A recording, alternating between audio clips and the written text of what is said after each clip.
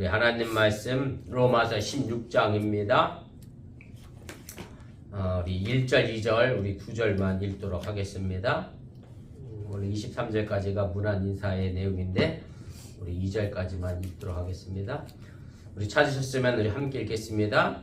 내가 갱그리아 교회의 일꾼으로 있는 우리 자매 베베를 너에게 추천하노니 너희는 주 안에서 성도들의 합당한 예절로 그를 영접하고 무엇인지 그에게 소용되는 바를 도와줄지니 이는 그가 여러 사람과 나의 보호자가 되었음이라. 아멘.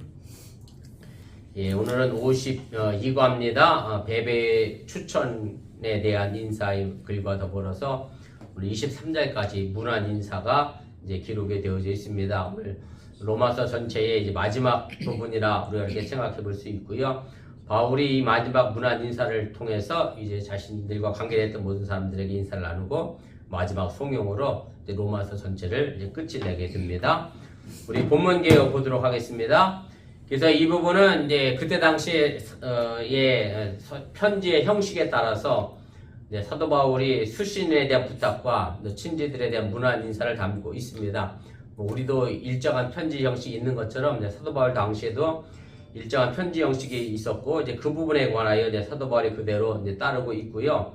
그런데 이제 많은 학자들이 이제 의구심을 가지고 있는 것 가운데 하나가 사도 바울이 로마 교회를 한 번도 찾아간 적이 없음에도 불구하고 오늘 베베로부터 시작해서 23절까지 몇 명의 사람이 거론되느냐면 26명의 사람에게 문안 인사를 이제 하게 됩니다. 그래서 이렇게 많은 사람들을 사도 바울이 알고 있지 못할 것이다 라고 추측하면서 실질적으로 로마서가 15장 이제 33절에서 끝이 난 것으로 이제 그렇게 생각하고 16장은 나중에 뭐 첨가한 것이다 라고 이렇게 주장을 하고 있습니다만은 최근에 연구는 16장도 이제 바울이 집필한 로마서의 일부분으로 인정하고 그렇게 우리에게 소개를 하고 있습니다.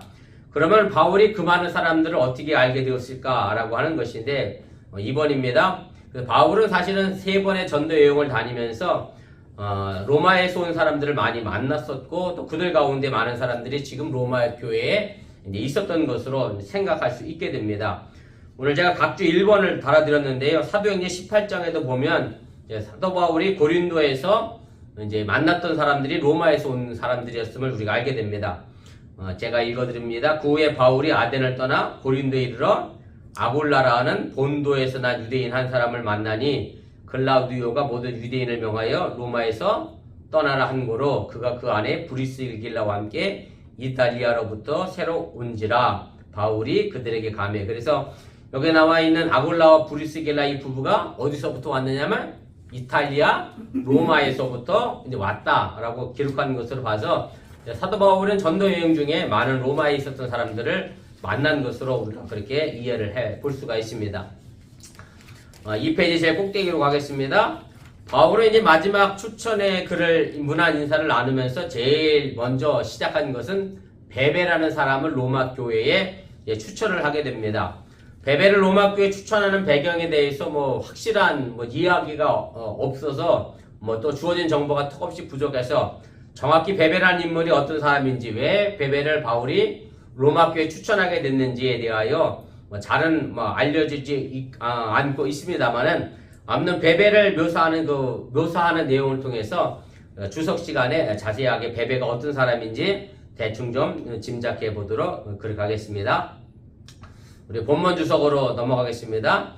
자, 바울은 로마의 교회에 어느 교회에 있는 누구를 이제 추천하고 있습니까? 오늘 1절에 있는 말씀의 내용인데 1절은 이렇게 됩니다. 내가 갱그리아 교회의 일꾼으로 있는 우리 자매 베베를 너희에게 추천한다. 그래서 베베가 어느 교회에 있었느냐면 갱그리아라고 하는 교회에 있었다라고 이야기하고 있고요. 실제적으로 갱그리아라고 하는 도시가 그때 당시에 한 6군데가 이 지명으로 불려지게 됐는데 일반적으로 이 갱그리아가 어디를 위치하고 있다 생각하고 있느냐면 고린도 교회에 있었던 고린도에서 남동쪽으로 약 7km 정도 떨어진 항구가 갱그리아인데 바로 그 갱그리아인 것으로 그렇게 이제 생각을 하게 됩니다. 사도행전 기록에 보면 이제 바울이 예루살렘으로 향하여 이제 로마서에도 나와 있습니다만 헌금을 모금한 것을 가지고 예루살렘에 가서 뭐 하기로 했죠? 전해주기로 했잖아요. 그래 예루살렘으로 가는 도중에 이 갱그리아에서 자기가 서원한 대로 머리를 깎았다라고 하는 표현이 있습니다. 사도행전 각주 2번에 제가 달아드렸는데 사도행전 18장 18절 말씀입니다. 바울은 더 여러 날 머물다가 형제들과 작별하고 배 타고 수리아로 떠나갈 새에 브루스길라와 아굴라와 함께 하더라. 바울이 일찍이 소원이 있었으므로 갱그리아에서 머리를 깎았더라. 그래서 갱그리아라고 하는 지명이 사도행전에 다시 한번 등장을 하게 됩니다. 이제 바울은 로마에서 처음으로 여기에서 이제 교회라는 단어를 사용합니다. 교회로 헬라어로 에클레시아라고 되어 있고요. 이것은 이제 72년 번역에서 보면 이제 72년 번역은 무슨 번역이냐면 구약 성경이 뭘로 되어 있었죠? 히브리어로 되어 있잖아요. 그래서 히브리어로 되어 있는 구약 성경을 헬라 사람들에게 읽히게 하려고 그 히브리어에 된 번역을 헬라 번역으로 번역한 성경이 70인역이라고 합니다. 그래서 아주 유명한 번역서이고요. 그래서 이 히브리어로 된 성경을 헬라어로 번역하면서 에클레시아라는 단어를 사용한 적이 있어요. 어디에 사용했느냐면 바로 하나님의 공회라는 곳에 총회라는 곳에서 사용했습니다. 제가 각주 3번에 달아드렸는데 보세요. 신명기 23장 1절 2절에 보면 고안이 상한 자나 음경이 잘린 자는 여호와의 총회에 들어오지 못하리라. 이 총회가 뭘로 번역이 되어 있느냐면 에클레시아라는 단어로 번역이 되어져 있었고요. 그래서 여호와 백성들이 소집되어서 이런 모임을 가지고 에클레시아라다 그렇게 사용을 했는데 바울에게서 이 에클레시아라는 단어는 하나님의 이름으로 모인 사람이 아니라 예수 그리스도의 이름으로 모인 크리스찬들의 공동체로 주로 집 안에서 모이는, 쉽게 말하면 요즘 말로 하면 가정교회라고 생각하시면 됩니다. 가정교회, 소규모 가정교회 형태를 사도 바울은 에클레시아라는 단어를 통해서 교회라고 설명을 하고 있습니다. 그래서 갱그리아에도 바울의 선교사역을 통해서 일찍이 가족교회가 형성되었음을 증거를 하고 있는데, 그럼 그 가족교회가 중심이 누구였겠느냐 하면 바로 오늘 본문에 나오는 베베라고 하는 사람이 중심이 돼서 그 집안 사람들이 이제 교회를 이룬 것으로 우리가 그렇게 생각을 해볼 수가 있습니다. 가로 4번입니다. 베베라고 하는 이름은 유대인들의 이름은 아니고요. 헬라 신화에 종종 나오는 이름이기 때문에 이 베베는 유대인이 아니라 이방인이었을 것으로 그렇게 보이고요. 베베에 대해서 권리 알려진 것이 없고 본문에 붙여진 호칭을 가지고 우리가 베베에 대하여 대충 어떤 인물인지 추측해 볼 수가 있습니다. 5번입니다. 사도 바울이 베베를 이야기하면서 제일 먼저 수식한 단어가 뭐냐면 우리 자매, 이렇게 베베로 이야기를 합니다. 그래서 베베라고 하는 여인은 우리 자매라고 이제 설명이 되어져 있고요. 형제와 자매라고 하는 이 얘기는 이제 그리스도 안에 있는 모든 교우를 가르치는 얘기고, 어떤 직책이나 직분보다 더 가깝게 형제나 자매를 실제적으로 사용하면서 아주 기초적인 관계를 이제 통칭하는 그런 의미입니다. 요즘 교회를 요즘으로 얘기한다고 하면 우리 집사님, 권사님보다 가장 기본적으로는 뭐예요? 전부 성도잖아요. 그런 개념으로 초대교회의 가족 공동체 안에서는 서로 뭐라고 불렀느냐면 형제님, 자매님 이렇게 불렀다라고 하는 얘기고, 그래서 베베가 우리 자매로서 갱그리아 교회뿐만 아니라 이미 로마에 있는 교인들에게도 베베는 우리 자매로 알려져 있을 만큼 폭넓은 교우 관계를 개척한 마당발이었음을 짐작을 하게 됩니다. 이렇게 이 베베라는 여자가 여러 도시의 교우들에게 두루 알려진 것을 통해서 볼 때 이 여인은 그냥 가정에 가만히 앉아있는 사람이 아니라 뭔가 사업을 하거나 장사를 했던 사람이 아닌가 그렇게 생각하고, 나름대로 사회적으로 지위와 명성이 있었음을 우리가 추측을 해 볼 수가 있습니다. 우리 3페이지 제 위로 가겠습니다. 근데 바울과 어떤 친분 관계를 쌓게 됐는지에 관하여는 대충 우리가 짐작해 보면 사도 바울이 어디에 교회를 개척했죠? 고린도 교회에 교회를 개척했고, 그리고 고린도에서 남동쪽으로 약 7km 정도 떨어졌으니까 동시에 아마 갱그리아 쪽에서도 이제 교회가 개척이 된 것으로 그렇게 생각이 되어지고요. 이와 관련해서 이 부분에 관하여 이제 사도 바울은 우리 자매 말고 베베를 또 뭐라고 표현했느냐면 갱그리아 교회의 일꾼으로 그렇게 표현을 하고 있음을 보게 됩니다. 가로 7번입니다. 일꾼으로 번역된 이 디아코논인데 이 헬라어의 의미는 여러 가지 의미가 있습니다. 사역자, 섬기는 자, 식탁에서 시중 두는 자, 그리고 지금 현재로 번역된 그 단어가 하나가 뭐냐면 집사라고 했군요. 그래서 디아코는 요즘 영어로 디콘이라고 영어 발음을 하지요. 그래서 이제 여러 가지 범위의 의미를 가지고 있는데, 그래서 베베가 갱그리아 지교의 집사라고 하는 특정한 공직을 가지고 있었다라고 말하기는 좀 어렵습니다. 왜냐하면 집사라고 하는 제도의 직분 자체는 언제 생겼느냐면 주 1세기 넘어서 디도서에 가서야나 등장하게 되기 때문에 사도 바울은 이 로마서나 고린도서를 이미 주 60년, 70년경에 썼기 때문에 집사 제도가 확립되기 전에 썼기 때문에 이제 베베가 공식적으로 교회의 집사다 이런 의미가 아니라 전체적으로 갱그리아 교회의 여러 가지 일들을 감당하고 사역했던 사람으로 그렇게 이해하는 것이 더 적절하다라고 하는 얘기입니다. 8번입니다. 그래서 이 헬라어 단어가 제도화된 교회의 한 직책으로서 디콘, 집사는 이미 이제 비교적 후대 일이기 때문에 갱그리아 교회의 집사라고 하는 개념이 집사로서 지금 우리가 생각하는 집사의 개념은 아니다라는 것으로 이해하시면 틀리지 않습니다. 8번입니다. 여기서 이제 베베의 호칭으로 사용된 이 단어 일꾼이라는 이 어감이 우리 한국의 느낌은 이제 그렇잖아요. 남의 밑에서 어떤 말을 해 명령이 내렸을 때 그 명령에 순종하고 복종하며 묵묵히 일을 잘 감당하는 사람, 이런 개념으로 우리가 읽히는데 한국어의 뉘앙스는 그렇습니다만은, 그럼 오늘 여기서 사도 바울이 표현하고 있는 이 일꾼이라고 하는 말의 의미는 하나님께로부터 소명받은 자로서 합당한 크리스찬으로서의 역할을 충실히 잘 감당했던 그런 권위가 있는 일꾼의 모습으로 쓰여지고 있다라고 하는 얘기고요. 또 이 베베라고 하는 여자가 갱그리아 교회의 성실한 이제 후견인, 요즘 후견인 제도가 우리나라에는 미성년자 애들에게만 해당되고 있습니다만은 로마 시대에 제가 그 밑에도 계속 이야기하겠습니다만, 로마 시대에서는 누군가를 추천하고 누군가를 뒤에서 돕는 일을 하는 사람들이 많이 있었고, 그런 것을 통해서 다른 사람들에게 또 소개도 하는 그런 관계가 있었기 때문에 어쨌든 이 갱그리아에서 이 베베가 항구 도시에서 많은 사람들에게 또 크리스찬들에게 후한 대접으로 이웃사랑의 모습을 보였던 그 여정부로 우리가 추측을 해 보게 됩니다. 10번입니다. 이런 적극적인 역할을 했다라고 하면 사도행전에도 보면 이런 비슷한 여자가 하나 등장합니다.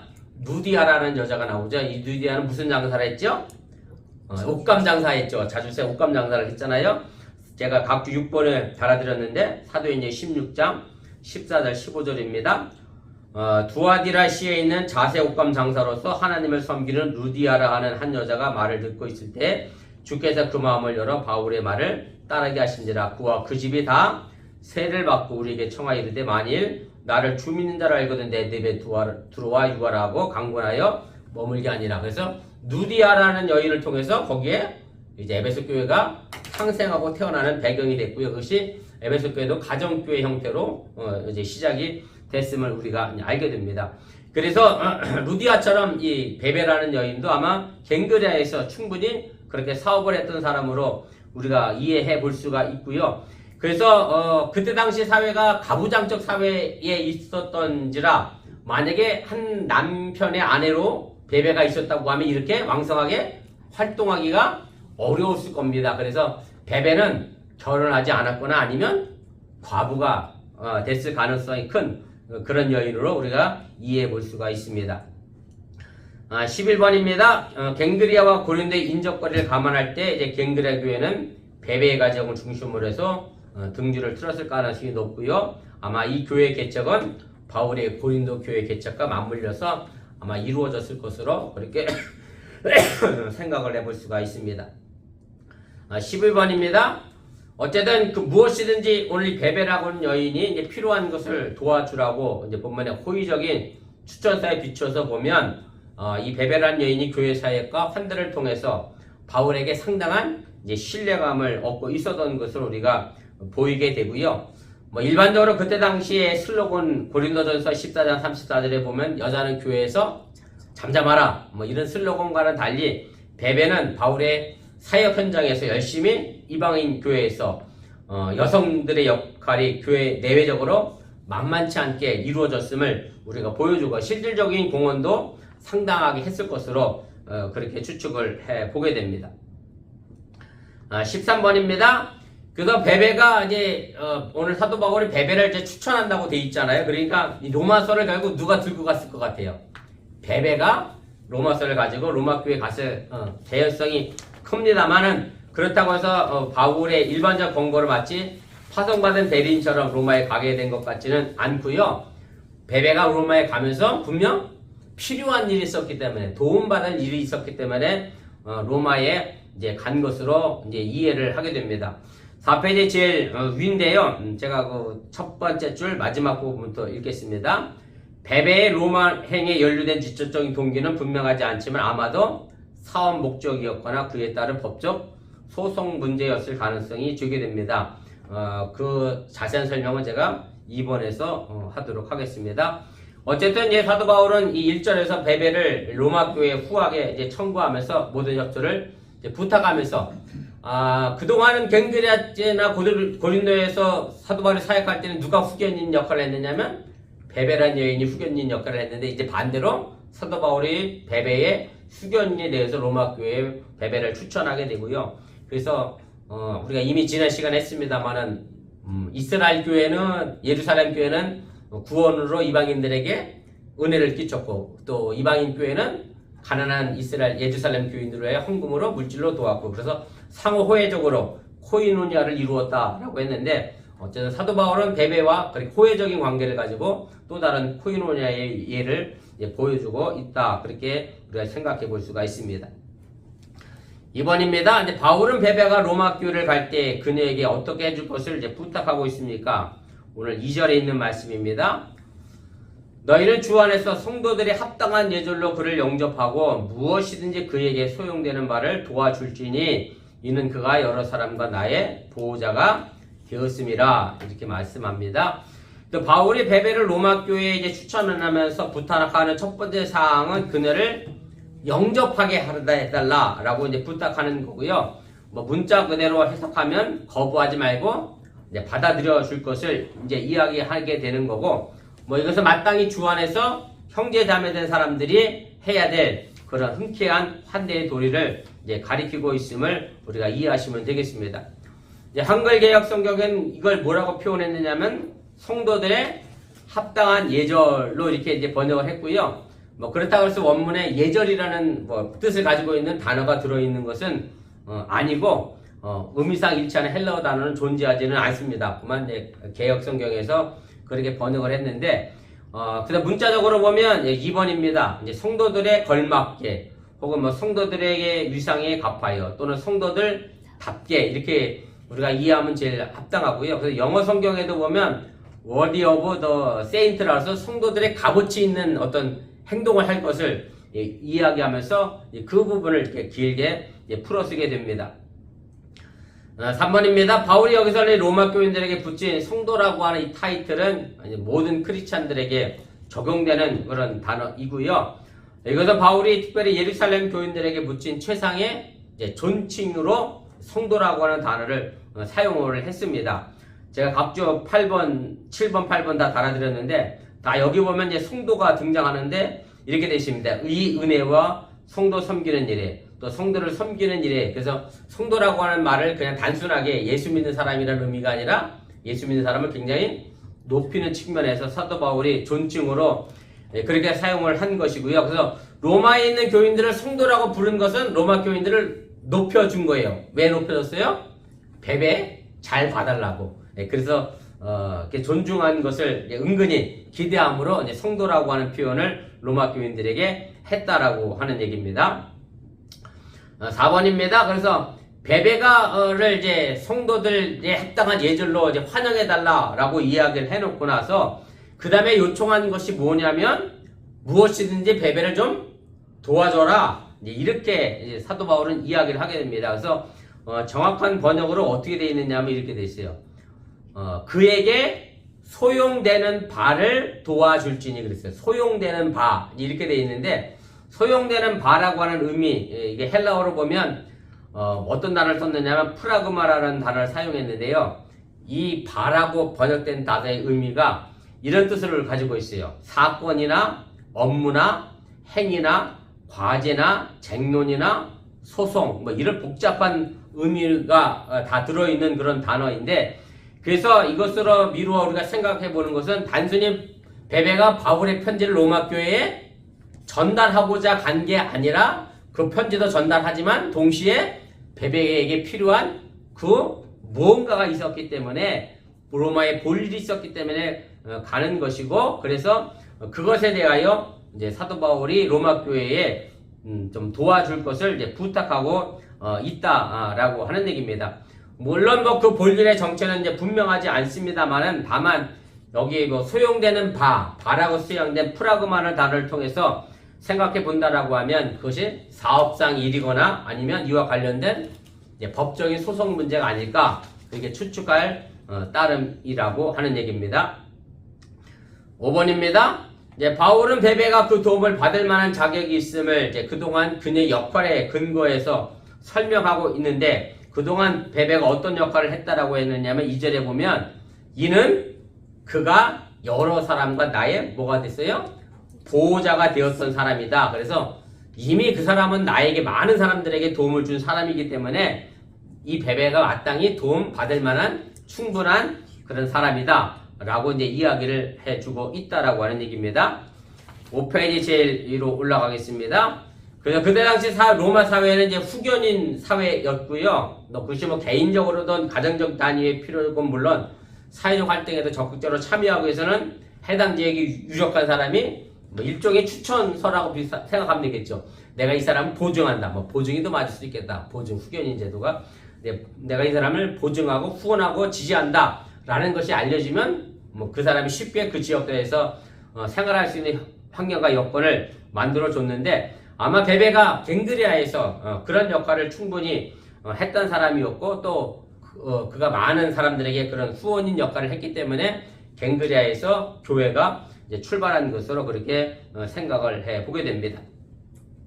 7번입니다. 이제 베베는 그래서 바울을 포함한 많은 사람들의 후견인이 될 만큼 이미 베베가 사회적 지위와 명망이 높았던 것으로 이제 보이게 되고요.